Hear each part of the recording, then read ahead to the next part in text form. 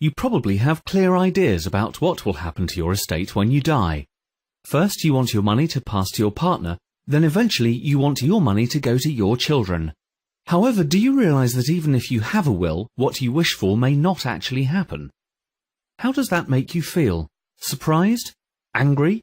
Disbelief? Here's what could happen. Following your death, you sincerely hope that your partner finds someone new.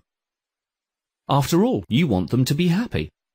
But do you realize that when your partner remarries, everything you leave will become jointly owned with that new person?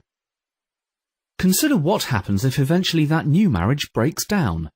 At least half of everything you worked so hard for could be lost in the divorce settlement. Or what if the new marriage succeeds, then your partner dies first before their new partner?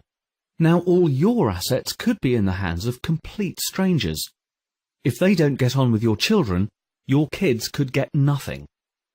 Picture your children's inheritance being spent by people you don't even know. Do you think that's right? Your children could be completely disinherited. Simply setting up a trust alongside your will enables your partner to benefit fully from your assets.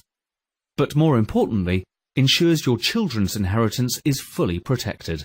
Make sure that what you want to happen actually happens. Don't let others benefit from your hard work at the expense of your children.